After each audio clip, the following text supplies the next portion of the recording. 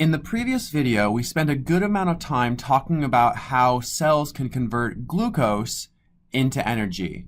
It starts with the process of glycolysis, which converts the glucose to pyruvate, followed by the TCA cycle, which then converts the pyruvate onto equivalents of carbon dioxide and generates these two molecules, NADH and FADH2, which we described as electron carriers.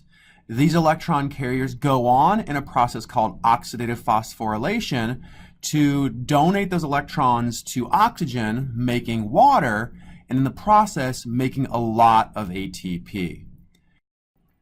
There are lots of organisms that can grow under anaerobic conditions. So anaerobic meaning there's no oxygen around. We lack oxygen. So under these conditions, the entire process of oxidative phosphorylation cannot happen. So this entire process cannot happen, okay? And the big outcome of that, the big consequence of that, is that as these electron carriers are produced during the TCA cycle and glycolysis, they start to build up, and they build up more and more and more. And if they're allowed to build up so much in the cell, they can really become toxic. Not only that, we start to run out of NAD+. Okay, so to make NADH, we need to consume NAD+.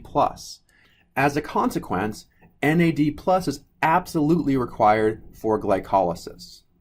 Okay, if we consume all of the NAD+, then glycolysis can no longer happen, which means there's absolutely no way to make energy. So under these anaerobic conditions, the pyruvate that gets generated in glycolysis no longer goes to the TCA cycle.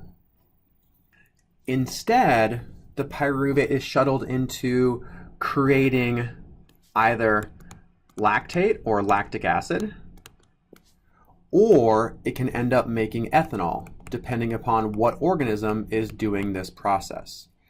Okay?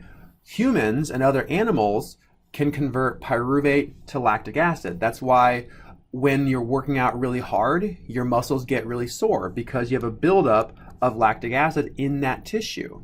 You're working out so hard that the oxygen you breathe can't keep up, so instead you undergo anaerobic respiration to make lactate.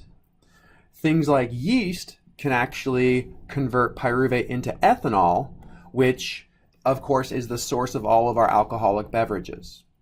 But the really big thing to note here is that both of these processes, which are considered anaerobic respiration, have the ultimate outcome of converting NADH into NAD+.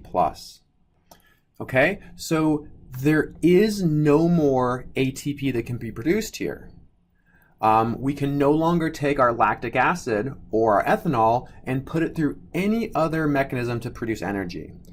Instead, we rely on the single 2 ATP molecules that were produced during glycolysis to power our cells. Okay, so this is a much less efficient process, but it does produce 2 NAD pluses that can be reshuttled back into glycolysis, and it allows glycolysis to continue. Therefore, we can still produce energy even without oxygen around. In the next several videos, we're going to explore the steps of glycolysis in more detail. We'll look at the chemical structures of all of the intermediates and think about, on a chemical basis, why they make sense for the overall purpose of glycolysis.